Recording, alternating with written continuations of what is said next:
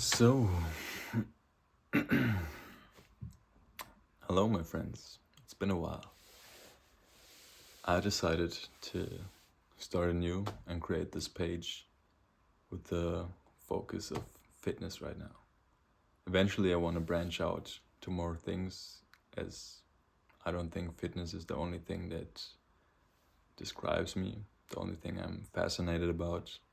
But in order to get some sort of consistency going within this brand, I'm just gonna be open and honest with you. I'm gonna focus on something that I know stuff about, that I have long time experience, that I already have experience working with people, helping people in personal trainings. And today I want to talk a bit about my philosophy, which you're gonna hear a lot more of in the future if you're gonna be part of this channel, if you want to join in for the journey and listen to what I have to talk about. So the topic of today's video is that you don't have to be obsessed with fitness, have fitness dominate your life in order to have a big impact on your life, in order to transform yourself, in order to have a great body, in order to feel good and be healthy and strong. First off, what is a great body? You know, you get fed this image of what you should want to look like from magazines to social media posts were edited and lighted differently. People on drugs, people in movies, there's so many different things that maybe to a degree consciously you're like, oh yeah, maybe I should want to look like that, or I do find that nice, I would like to look like that. But a big part of it is actually subconsciously and going deep into your subconscious, where there's no one to guard the gates and stop the information coming in. And that ties into how you think about yourself, your self-image, how you feel not good enough in your own skin, how you compare yourself to others. Comparison is the thief of joy. You know, so many intricate little things that get affected just by the way you view a certain thing or what meaning you tie to certain words. Some people can be triggered by saying something like a great physique or looking good, you know, because this carries such a strong message in your heads. So first off, before anything on this journey, I would advise you to define for yourself, what is a great physique? What do I actually aspire to be like? You know, not everybody wants to look the same. Even though today and age with all the plastic surgery and stuff, we're getting to a point where a lot of people start to look the same. And it's actually getting quite weird, like in a horror movie or in a sci-fi movie. But I guess we're already living in the future now in 2026. But yeah, define for yourself like your aesthetic, not just what do I want to look like, but also what do I want to feel like. Like, for example, maybe you like I say the word like too much, I'm aware of that. I'm gonna tone it down a bit. Maybe you appreciate the sight of a huge bodybuilder type who is like big and bulky, and you want to be like bearish, like a Viking. Have you ever considered how that would feel like in your own skin? Like, sure, it may look great if that fits your aesthetic, but you also have to know that when you actually transform into that body, you're gonna be a lot heavier. Everything is gonna be a bit slower. Yeah, you'll be strong, but that's only one pillar of physical excellence.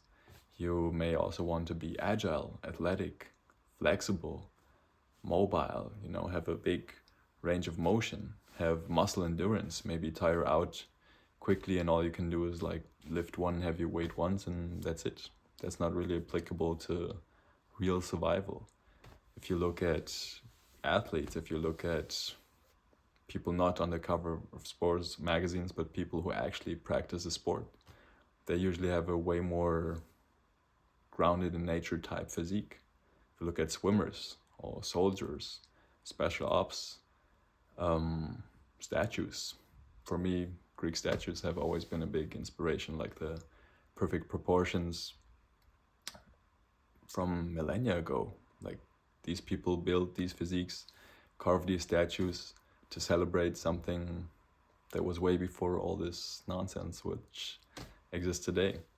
It's also a matter of taste, you know, some people may find them distasteful or bad. I personally like them, so I get inspired by them.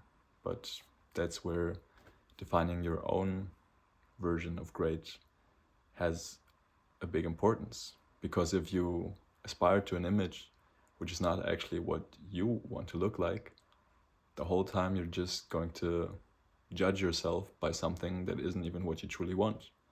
I speak from experience here because I was like that for a long time. I used to look at so many Instagram posts and guys being like super juiced up, having like a million veins popping, and yeah, I judged myself by something I didn't even want to look like.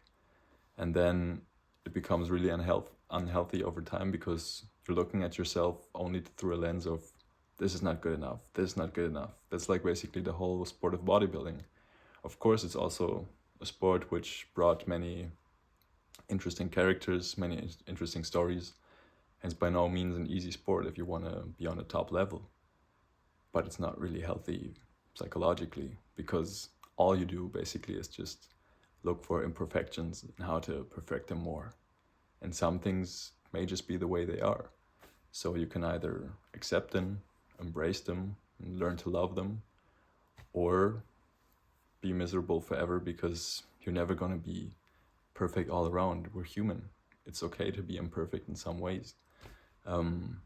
That also doesn't mean just accept yourself and do nothing for your body and be unhealthy. If you're feeling good like that, you're also free to do that, of course. But, I made this page about fitness. So obviously I want to encourage you or inspire you, or at least give you the thought of how it will look like to live a more healthier life, a more active life, where it's not just the main focus, how do I look like all the time, but how do I feel like? And the looking becomes a byproduct. How do I perform? If I'm going sprinting after a train and I catch a train, am I like nearly dying, or am I just like barely out of breath because I'm so active? There's many things to consider here. Also, how much time do I train? Do I really need to train 5, 6 times, 7 times a week? No. 3 times is like the gold standard for me. I've had many different periods in my life. Some I trained more, some I trained less. But 3 is what I would recommend to anyone. It's like the perfect stable amount to have in a week. It's just enough as where you can make the maximum amount of progress if you work out with hard intensity, have enough rest to actually recover and progress, and be excited about every new session in the gym because you're not there every day. And if you want to train every day, you have good results with it, that's also fine. I'm not here to impose any strict rules on you and be like, fitness should be like this, or here, give you my idea. I'm just here to give you a guideline on my philosophies, to help you out if you're creative, ambitious, and you find it hard to stay consistent, you're overwhelmed with all the informations, then you can go to my page. I can coach you, we can book a call. I can see how I can help with my systems. But I'm also here to guide you, to tell you exactly what things are possible, and you just see what resonates with you, adapt and take it, and build your own philosophy. That is ultimately my goal here. Not to impose my rules, my perspective on you, but show you different perspectives that I hold. Some may be contradictory in nature, but just see what exists, see what feels right, and experiment. We experiment way too rarely nowadays. So my goal is to let you be a scientist, let you be an explorer, experiment with your own body. What works, what doesn't work, what do you like? And over time, the right things will crystallize. And hopefully by then you have your own way, which can also be ever evolving. Even for myself, I had to swallow because my mouth is a bit dry.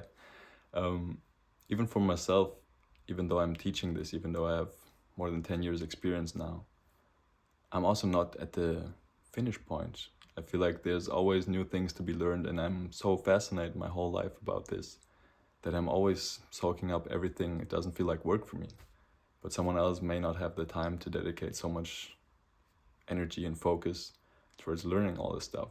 So that's why I'm here, to condense it down in simple terms so you may understand, so you may find your own way, and then maybe you don't need me anymore in the future.